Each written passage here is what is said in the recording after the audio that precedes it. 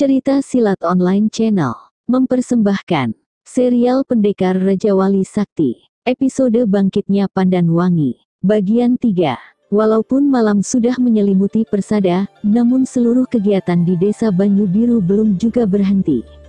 Lampu besar dan kecil menerangi sekitar desa di tepian sungai itu.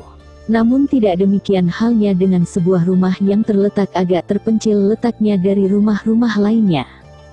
Rumah itu tampak agak gelap. Hanya sebuah lampu pelita kecil saja yang meredup di bagian belakang rumah itu.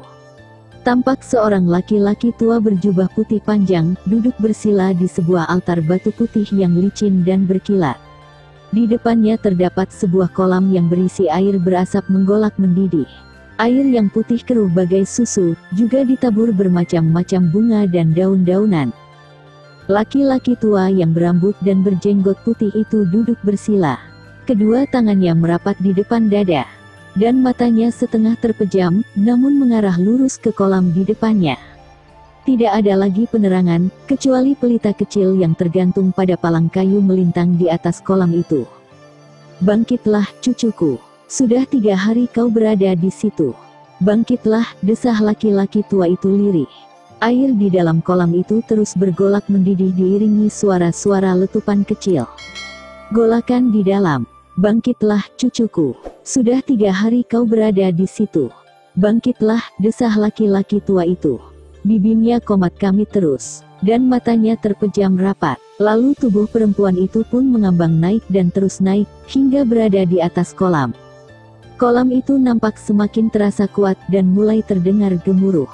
Asap di permukaannya menebal. Laki-laki tua itu menggerak-gerakkan tangannya, lalu menjulur ke depan dengan jari-jari terbuka lebar. Bibirnya bergerak-gerak komat kamit, dan matanya sebentar terpejam. Tubuhnya mulai bergetar, disertai keringatnya yang bercucuran. "Bangkitlah, cucuku, sudah waktunya bangun. Terlalu lama kau tertidur dalam penderitaan. Bangkitlah, cucuku," desis laki-laki tua itu seraya mengatupkan kembali tangannya di depan dada. Perlahan-lahan air di dalam kolam berhenti bergolak dan sebentar kemudian menjadi tenang. Air yang semula keruh itu berubah bening bagai kaca. Asap pun tidak lagi mengepul, lenyap terbawa angin malam. Tampak di dalam kolam terbaring sesosok tubuh ramping yang hanya terbungkus selembar kain putih bersih. Tubuh itu mengambang naik ke atas permukaan air, lalu terus naik hingga berada di atas kolam. Laki-laki tua itu melompat turun dari batu putih yang didudukinya. Disangga dan dipondongnya tubuh ramping itu. Kakinya terayun melangkah mendekati sebuah pembaringan kayu beralaskan anyaman daun pandan. Dibaringkan tubuh ramping itu, lalu ditutupi dengan selembar kain putih. Sebentar kemudian dilepaskan kain yang basah itu. Laki-laki tua itu bergumam perlahan. Laki-laki tua yang berusia sekitar 100 tahun itu duduk bersila di samping tubuh yang tetap terbaring dan matanya tetap terpejam. Dirapatkan tangannya di depan dada, lalu perlahan mata laki-laki tua itu terpejam. Mulutnya bergerak-gerak komat kamit. Tidak lama kemudian kelopak matanya kembali terbuka. Dengan gerakan cepat jari-jari tangannya menjalar ke seluruh tubuh yang terbaring itu. Dan terakhir ditotoknya bagian dada tubuh yang terbaring itu, tepat pada jantungnya. Satu tarikan napas panjang terdengar.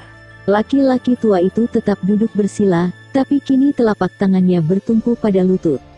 Tampak matanya tidak berkedip memandang tubuh yang masih terbaring pucat. Tidak ada gerakan sedikit pun, sepertinya lubu itu sudah mati. Namun sesaat kemudian, wajah pucat itu mulai berubah memerah. Bahkan kini dadanya bergerak-gerak perlahan. Laki-laki tua itu tersenyum disertai desahan napas panjang. "Kau hidup lagi, cucuku. Oh, puji syukur padamu Dewata yang agung," desah laki-laki tua itu seraya mendongak. Asteris asteris asteris asteris asteris asteris asteris asteris asteris asteris asteris asteris asteris asteris asteris asteris asteris asteris asteris asteris. Derit daun pintu terdengar saat terkuak perlahan. Muncul seorang laki-laki tua berjubah putih yang kini berdiri di ambang pintu. Laki-laki itu tersenyum melihat di pembaringan tergolek seorang wanita cantik tertutup selembar kain putih. Wanita itu menoleh lalu juga tersenyum, meskipun pandangan matanya masih terlihat sayu. Laki-laki tua itu menutup pintu kembali. Kakinya melangkah mendekati pembaringan, lalu duduk di tepinya. Di tangannya tergenggam sebuah gelas bambu yang beruap. Diangkatnya kepala wanita itu untuk diminumkan ramuan di dalam gelas. "Bagaimana perasaanmu sekarang?" tanya laki-laki tua itu lembut seraya membaringkan kembali kepala wanita itu. "Mulai membaik tapi, lemah sekali suara gadis itu. Apa yang kau rasakan?" "Bahu dan dadaku terasa sakit sekali. Itu karena bekas luka." "Yah, terlalu dalam luka itu. Tapi untung saja tak sampai menembus jantung." Gadis itu terdiam. Matanya menerawang menatap langit-langit kamar yang dipenuhi sarang laba-laba. Perlahan kepalanya berpaling, menatap laki-laki tua yang kini sudah bersila di sampingnya. "Boleh aku tanya?" gadis itu terputus. "Jamus. Panggil saja aku Eyang Jamus," ucap laki-laki tua itu menyebutkan namanya. "Apa yang akan kau tanyakan?" "Tentang diriku." Masih lemah suara gadis itu. "Hah." Eyang Jamus menarik napas panjang. Pandangannya begitu dalam merayapi wajah cantik yang terbaring di depannya. Sedangkan gadis itu hanya diam. Dari sorot matanya yang redup dan sayu terlihat ada sesuatu yang sukar ditebak. Bibirnya masih tampak pucat dan sedikit terbuka. Dicobanya untuk bergerak tapi bibirnya langsung meringis merasakan sakit pada dadanya. "Siapa namamu anak manis?" tanya Eyang Jamus. Aku tidak tahu," sahut gadis itu kebingungan. "Sudah kuduga. Kau pasti tidak akan dapat mengingat lagi perihal dirimu. Bahkan apa yang terjadi padamu juga tidak mungkin dapat diketahui lagi. Yah, terlalu lama kau terkubur di alam kematian semu," desah Eyang Jamus. "Kematian semu? Apa maksud Eyang?" tanya gadis itu tidak mengerti. "Beberapa hari yang lain aku selalu dihantui mimpi yang selalu berulang dan sama persis. Aku melihatmu berada dalam ruangan gelap penuh lumpur sambil merintih dan meminta tolong padaku." Eyang Jamus mulai menceritakan kejadian.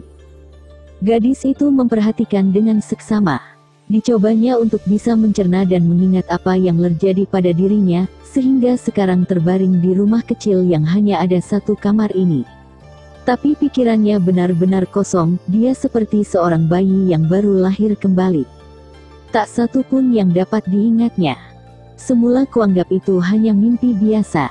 Tapi karena setiap malam mimpi itu selalu datang, akhirnya kuberanikan diri untuk bertanya kepadamu. Saat itu kau hanya menyebutkan satu tempat dan untungnya aku tahu tempat yang kau sebutkan itu. Maka bergegas aku ke sana, dan menemukan kuburanmu," lanjut Eyang Jamus. "Kuburanku?" Gadis itu semakin tidak mengerti.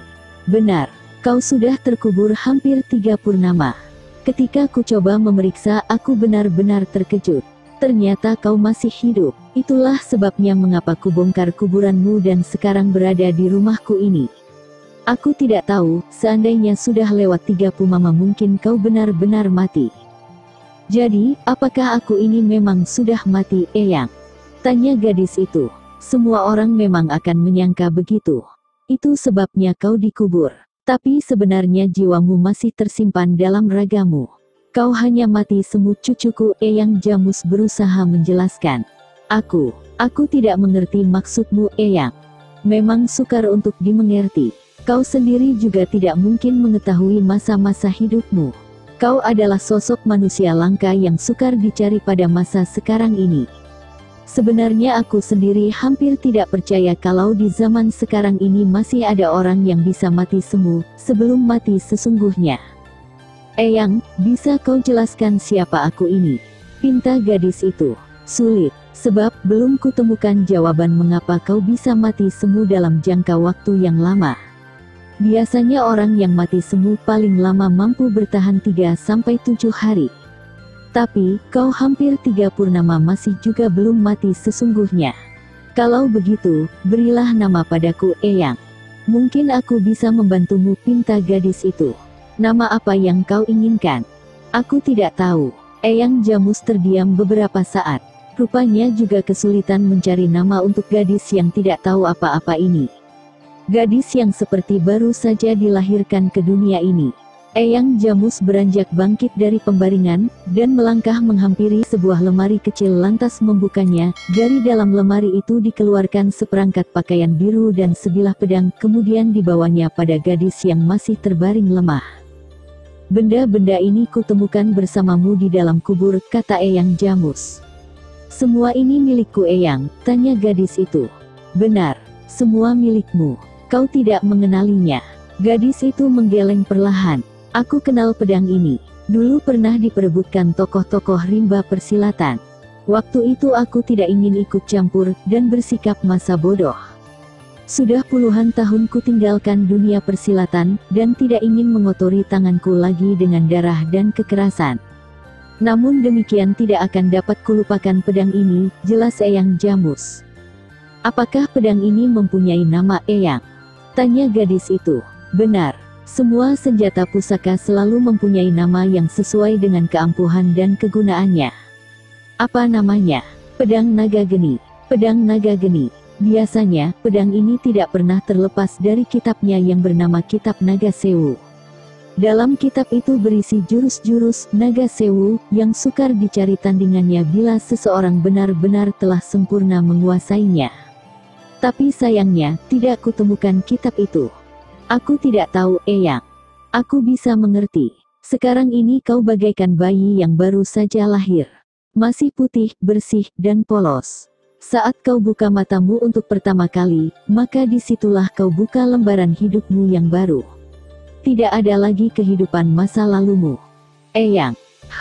Boleh aku memakai nama?" ucapan gadis itu terputus. "Aku mengerti cucuku, dan itu memang tengah kupikirkan.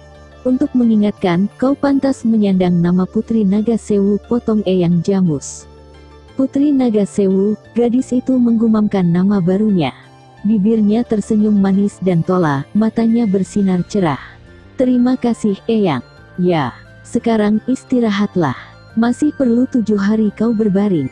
Dan selama itu aku akan mencoba memulihkan keadaan dirimu seperti sedia kala." "Terima kasih Eyang."